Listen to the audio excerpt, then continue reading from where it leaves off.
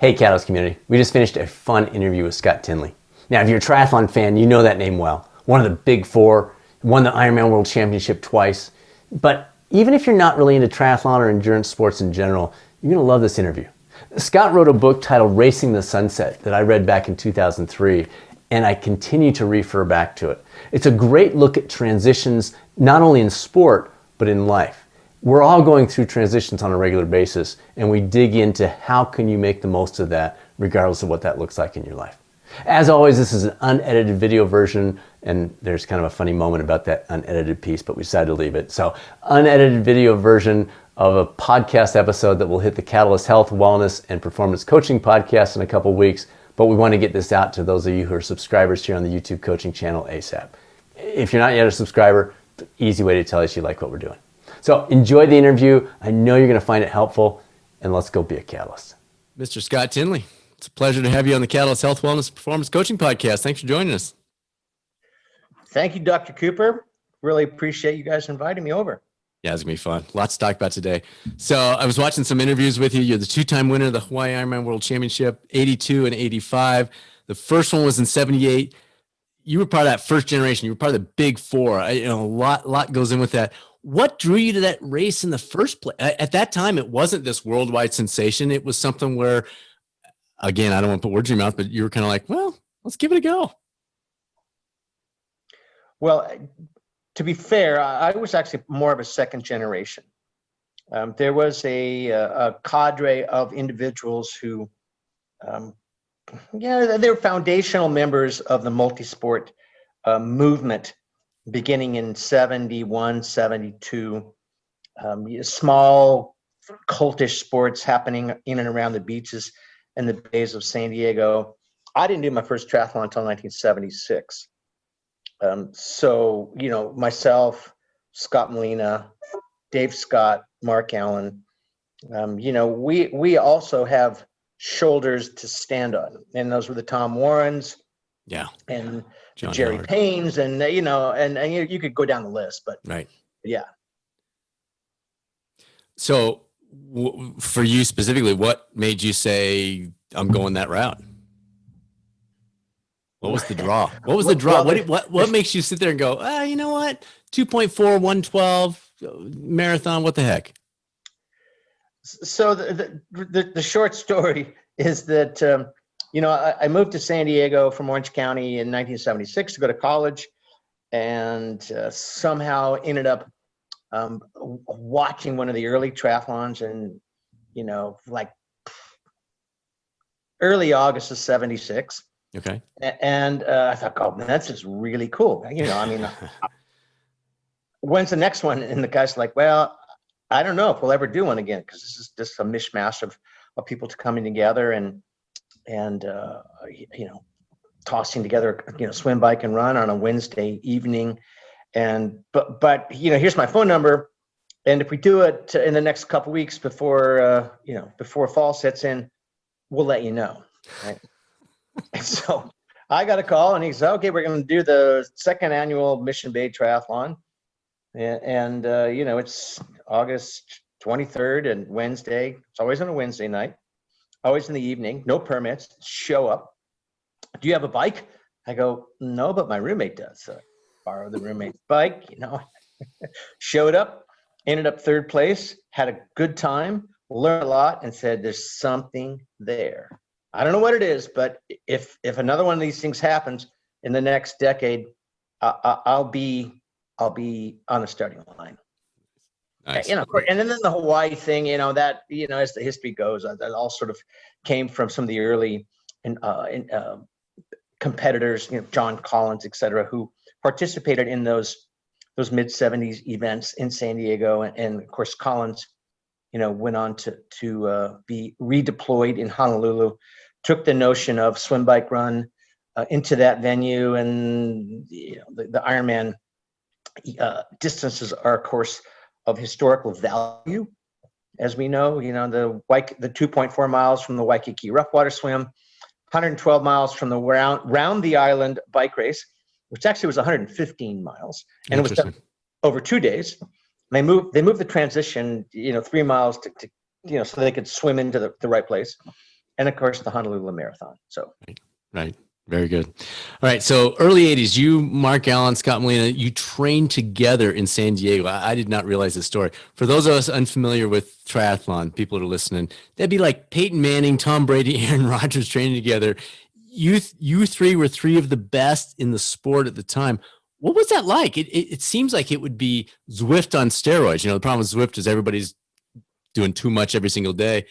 Did that not happen where, Scott was having a good day, so he'd pull you, and then next day you're crushing it, and so Mark's staying up with you?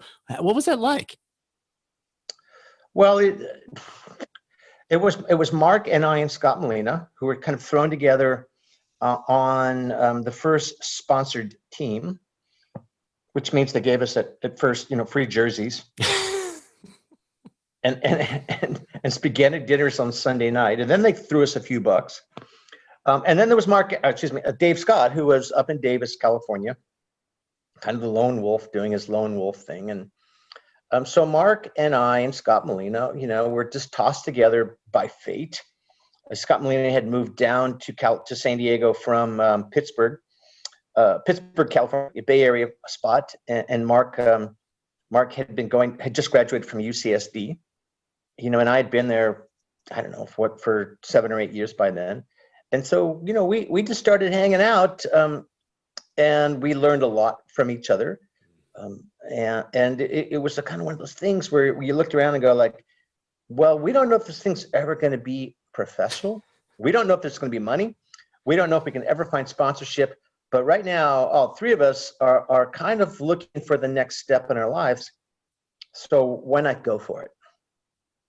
Very cool. The idea of the three of you training together is just crazy. What did you enjoy when you think about the professional endurance athlete lifestyle? I loved your book. We're going to talk about this in a few minutes in terms of transitions, all that. But what did you enjoy most about being a professional endurance athlete? What was that like? You mentioned at the early stages, it was, t-shirts, but walk us through that. What was that early life like as a pro? Well, I never envisioned myself as a corporate guy. And I've even though I've had a lot of very good jobs, none of them have ever been associated with corporate culture to the extent where I was sitting in a cubicle. So the idea of autonomy, of being beholden to your own efforts and your own trials and tribulations and successes and failures, for me that was desirable, because I had been on team sports where the other people had kind of failed and screwed up the team. Right. Or maybe I failed and screwed up the team. And I thought, God, if I'm ever going to be a legitimate sports person, it has to be an individual sport. Mm. And anything I achieve or do not achieve needs to fall on my own acclaim or lack thereof. So I think that agency was a big draw for me then, and remains so today. What I do and when I've done, it's just like, I can't work for anybody else. Right. I'm unemployable, put it that way. Right?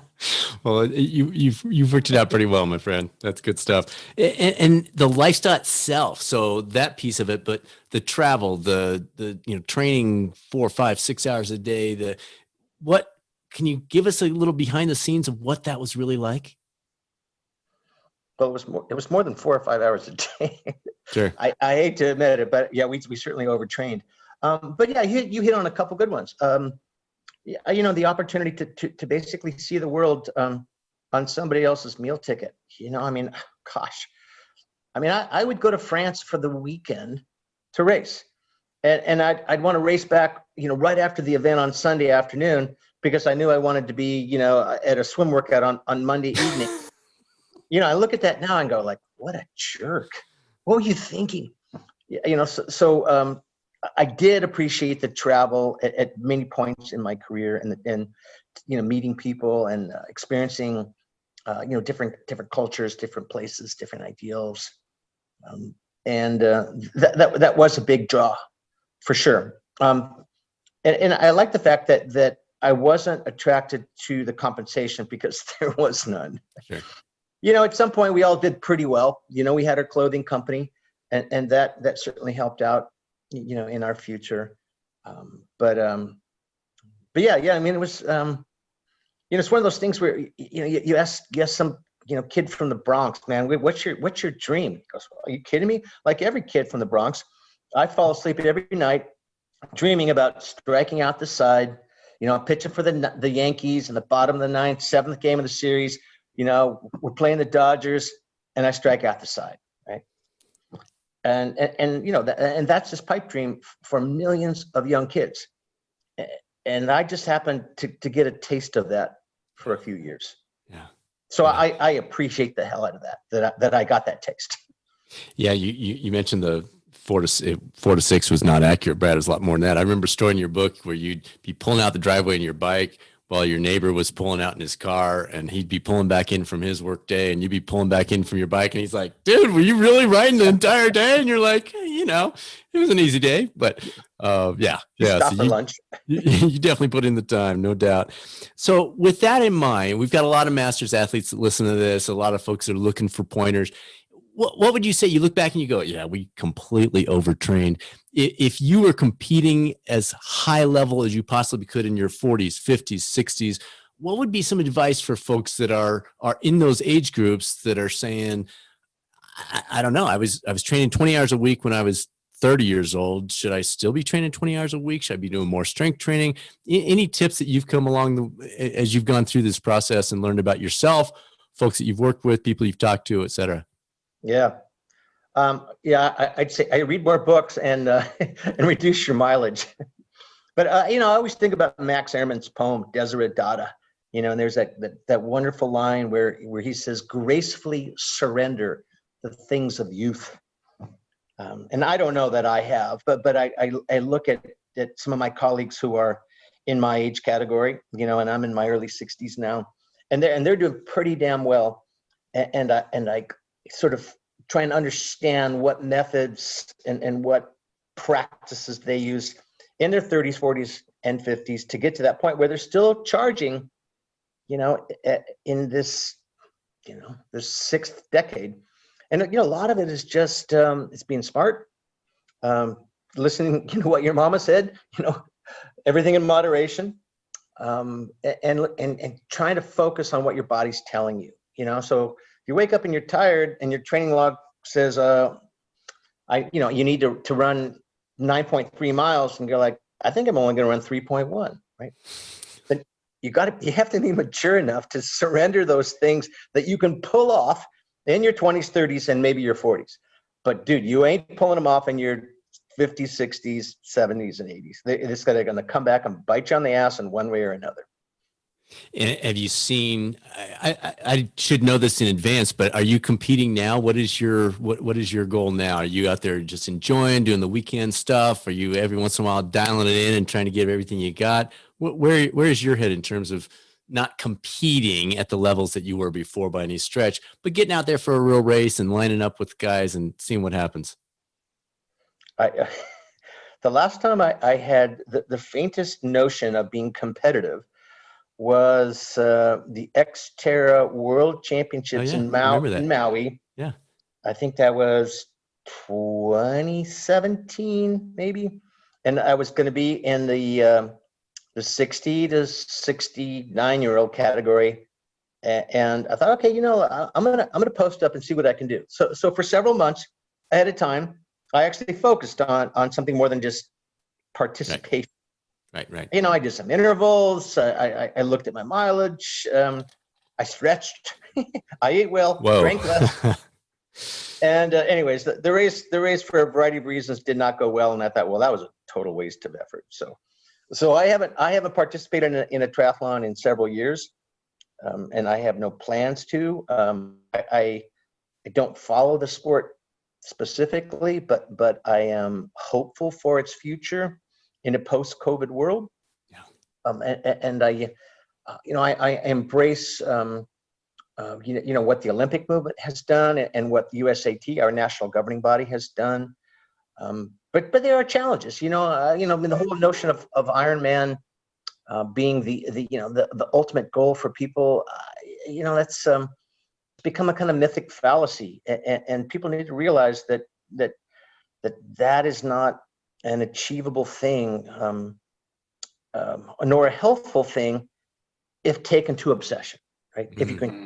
If you can compete in one or two, right, and check that box, and you're good with it, and maybe do one a year, that kind of thing. But people go like, okay, I'm going to do 2 or 3 Ironmans a year. I look, and that's a recipe for failure from a variety of psychological and more so physiological conditions in your body as you age into the last best trimester of your life. So, not to disparage Ironman, they've done amazing things for the sport, but yeah, we need to rethink what that means to a lot of people. So, if I'm hearing you right, you're not announcing your comeback at age 70 today. God, there's only one. First of all, I don't know if I could get. Certainly couldn't qualify.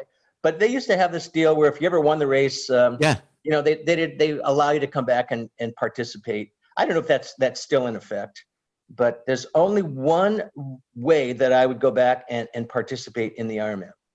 And that would have to do with something like one of my family members really wanting to do it, but other than that, like I'm a fan of the Ironman, but I was there 20 years in a row. I left a lot of blood on that highway, so I feel like I've done my part.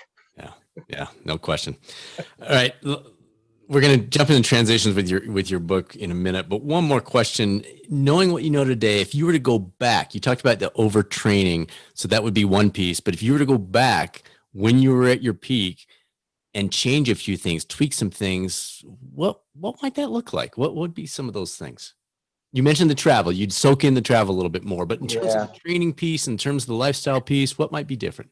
I don't know, Brad. I tend not to want to rethink or go down that path of regret. Certainly we all could, it's one of those cliches. Like if I knew then what I know now. Sure. Right? Yeah. And this gives you that opportunity to do that a little bit. Yeah. Look, I made decisions based upon what information I had in my quiver at the time. It wasn't always correct. Sometimes it was right on. Sometimes I was lucky. Sometimes it was, due to the research I had done. But I think if there is one general thing that I would suggest to your listeners would be that, there's your heart and your emotions and your spirit that drives you on. And there's a rationality of what your body can do physiologically.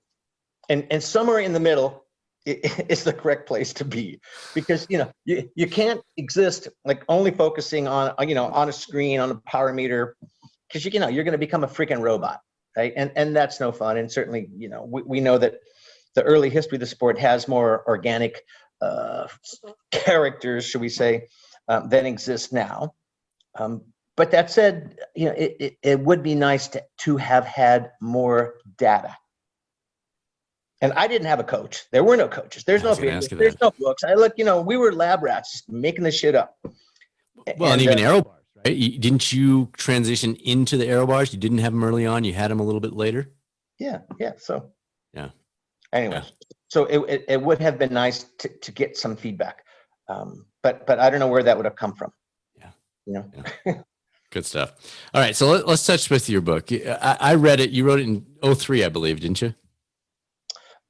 First version came out in 2003. There's an updated version that's like 2009, I think, that includes more research and more data. But yeah, the first version was right around that early 2002, 2003 period. So I dug into the 2003 one, and I can't tell you your first sentence. I'm just going to read it for everybody that's out there that maybe hasn't read it yet. It was a hawk that ended my career. I cannot tell you, my friend, how many times that sentence has popped into my head when I'm out riding or running or I'm in a race or something like that. It's so simple and yet so powerful. Can you expand upon where that went? What you meant by that? Well, I just would have been around 1999 ish. And let's see, I was 42 at the time. And I was trying to milk my career. I wasn't looking forward to finding a corporate job or starting all over again. Sure. But I had a house payment and a wife and 2 kids, and I got to get my shit together at some point. Right. Yeah, come on, Peter Pan, you got to grow up. So I was at an event somewhere in the Midwest, and I was kind of hopeful that I'd be in the top 5, top 10 worst. I was having a bad day, and suddenly I'm on the run with cramps. I'm shedding parts everywhere. And I just kind of stopped, and I looked around, and people took, from the age group behind me are passing me. I started with the pros. Oh, we've all been there. And as people are passing me, and I'm just going like, I suck. But then there was a hawk, and I kind of sat there. I'm a huge fan of predatory birds, particularly red tail and Cooper's hawks. And it's this red tail, and he's kind of like, wah, wah, wah. And I go like, that's so beautiful. That's so amazing. I should pay more attention to nature. Oh, by the way, you're in a race. You might want to finish the event first. So that's where that sentence came from. Oh, yeah. It's interesting. There's things that stick out with us when we go through that kind of stuff. So a lot of our listeners are in the midst of some sort of transition. It may be with racing, it might be age, it might be with a relationship or career or whatever. So I'd like to touch on some of that, because that was really what you dialed in this book. Why did you decide to devote your time and energy to studying this topic of transitions for athletes in the first place? Was it autobiographical? Was it you're trying to discover your own journey, or was there something else that drew you to that? What took you down that path? Well, to be honest, Brad, it was because I was all messed up. I didn't know where I was going. I was confused about my next place in life. And, 42, 43 years old, it's the year 2000, the cusp of a new millennium. And I knew I had options. I wasn't broke. I had some skills. And, but I didn't see myself wanting to be, a salesman or a coach or, something that would have just been an extension of what I'd been doing for the last 15 years. So I started talking with retired professional athletes, individuals who I'd met along the way, or people, give me contacts, asking them, what were some of the contexts that affected your transition, both positive or negative? What were some of the details that might have contributed to how you're doing now or how you wish you were doing now? And, and I found that not only was it largely understudied, but so much of what we were learning from, this condensed version of life transition could be transformative to, as you note, other areas of life, relationships, end of particular school programs, jobs, et cetera, et cetera. So I just threw myself into it. And I went back to graduate school, and it ended up being my first master's thesis. And then, ultimately was my PhD dissertation, a decade later. And the book came along, and it was a cool thing, because it was one of those deals where you do it first thinking, you're a little bit selfish, focusing only on what you need. But then, just over the years, having these discussions with people who read the book or who came to the conferences that we put on, or somehow connected with the data that we had published, like, when they say that, that was cool, that was important for me to understand, because I hadn't thought about it before. So, anyways, that's the long version of where it came from. What surprised you? I won't say most, but what were some of the things that surprised you in your findings as you dug into this, as you talked to these different people, as you collected the data? Did you come out of it saying, okay, well, I figured that's how it would be? Or did you come out of it saying, I never saw this coming? No. There was a couple of contexts that were very surprising, and they go against what popular culture and what particular media forms have professed before. One of them had to do with financial status. And what I found was that if you retired or were transitioning with a whole bunch of money, or you never had to work again, or B, if you're in a sport that there was no compensation, like I have a niece who was a gold medalist in women's water polo, but she didn't retire with any money in the bank. Sure. So the better context was to have a certain amount of capital and ability to transition. So you had some resources that, would give you 2, 3, 4 years where you could go back to school, you could find a new job, you could start your own business. So that was interesting, because if you had too much money or not enough, you were less well off than if you had, what some of my friends call "fuck you" money, right? Which means you can kind of do what you want for a while. Right. Yeah. That was a cool one. And the other one was trying to figure out why female athletes had less emotional trauma in transition. And again, popular culture and some shallow research had suggested that it was because they could refocus their identity in a matriarchal role. Okay, I'm going to go from being the best tennis player in the world. Now I'm going to be a mother. And that's a simple transition, because being a mother, is so fulfilling in that identity place that it replaces everything I was getting from being, a female professional athlete. That wasn't the case. What we found was that female athletes often transition better because they've been transitioning and dealing with the bullshit of male patriarchy in the world of sports, for 250 years, right, in America or worse. Right. And that, they've always in their mind thought, okay, if I can make some money, if I can get a sponsorship, if I can have a couple good years, that's great.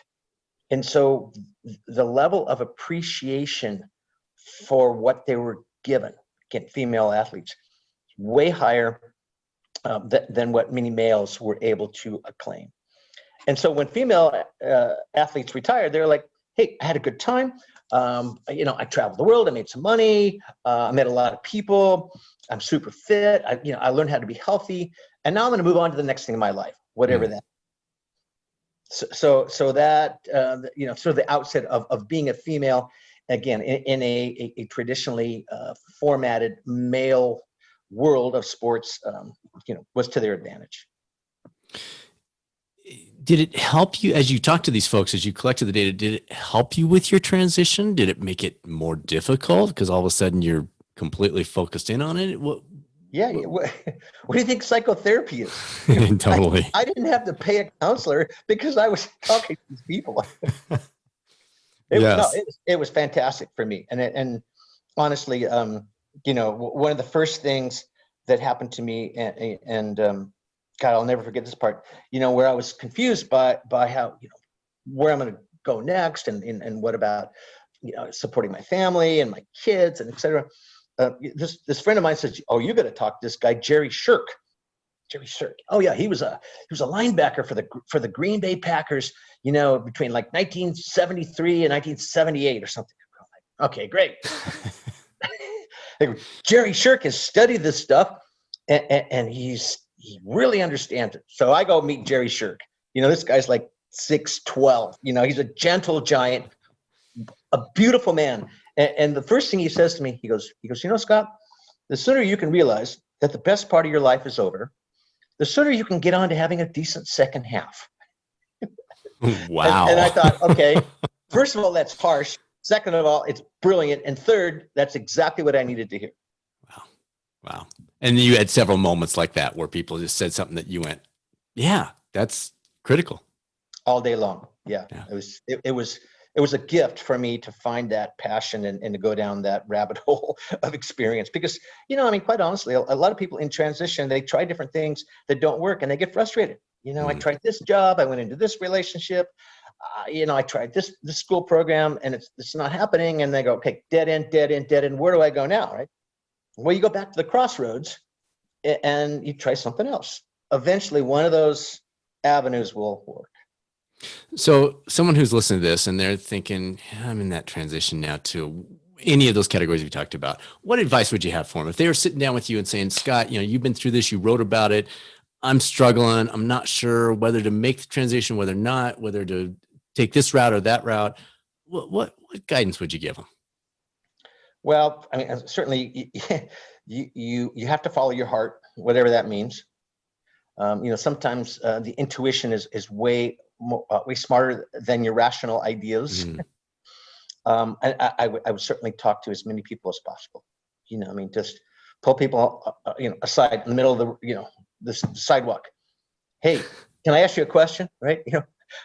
I need some advice. I can go this way, or I can go that way.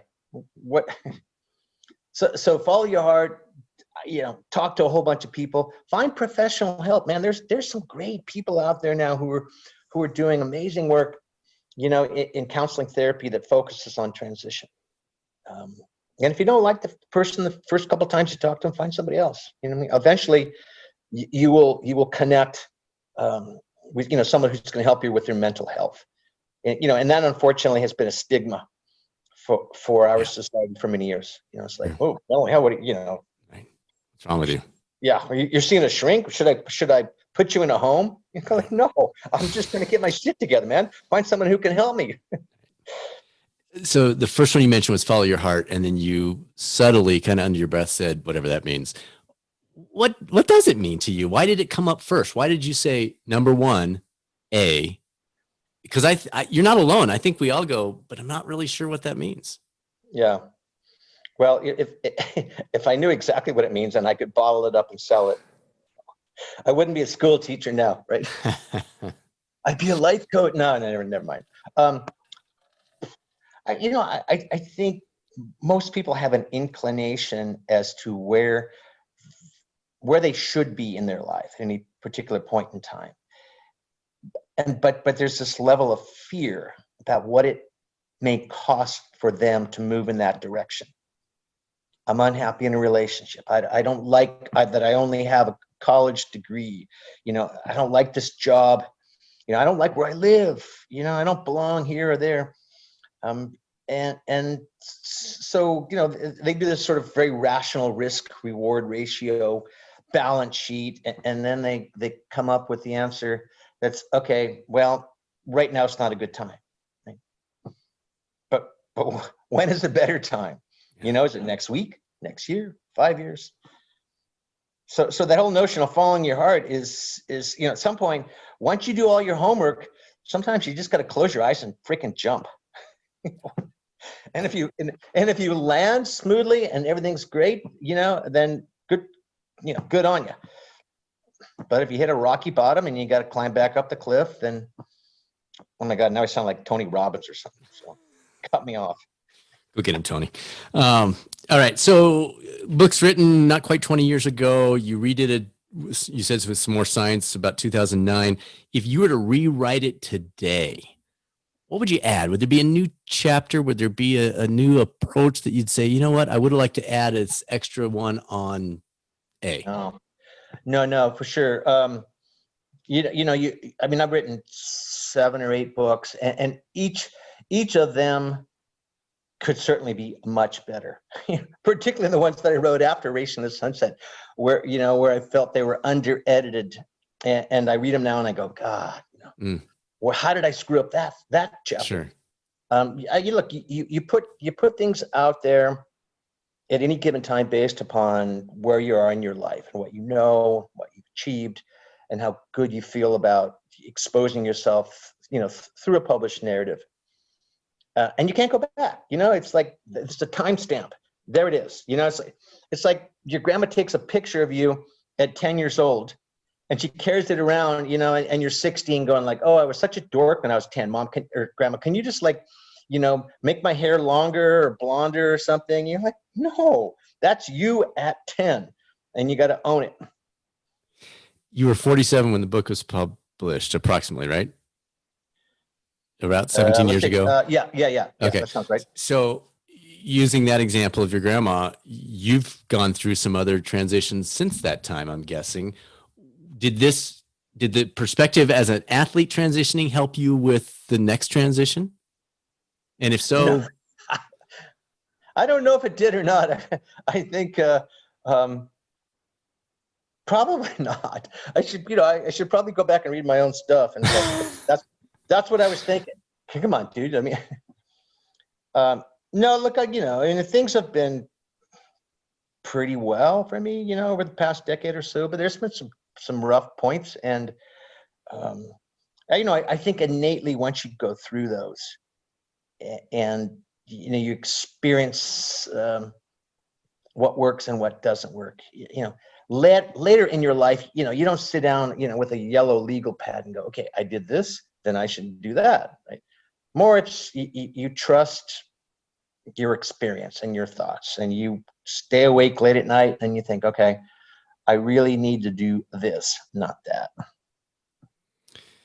So the other large group of our listeners are health and wellness coaches. They're coming alongside people, helping them think through where are they going with their life, where they're going with their health, their wellness, their performance, et cetera. What advice would you give to them? Because many of their clients are coming to them in the midst of some sort of transition. Maybe it's just, I want to lose weight. Maybe it's school pursuit. Maybe it's a career thought. But you mentioned some things of what you would say directly. Is there a one-off where you'd say, well, have them keep this in mind? Yeah, that's a good question, Brad. Particularly in the midst of this pandemic crisis where so many of us are, we're struggling for things that we've lost and we don't know how to safely find them again. Yeah. It's like, I was telling somebody the other day, they go like, what do you miss the most? And I go, kissing people on the lips. And he's like, wow, that's gross. I go, it popped in my head, right? I don't care if it's like, my dead grandmother or my little sister, whatever. It's just, one of those things. But anyways, I think that, we have to be brutally honest with ourselves. Where are we in our lives? What have we achieved to date that we can be proud of? And what might we strive to accomplish to the best of our abilities in a challenging time, in the time that we have left? And these are sort of substantial questions of existential reality. Mm-hmm. And a lot of people don't want to go there because it sounds too heavy. It's like, what are you talking about? Like, what do you want to do before you die? Yeah, that's exactly what I'm talking about, right? Bucket list stuff, right? But it doesn't have to be that dramatic and that over the top. You can just start with a small list. I wouldn't mind doing this in the next 2 weeks. Right? You don't even have to do the list. Just, write it on the old Palm Pilot right there. Yeah.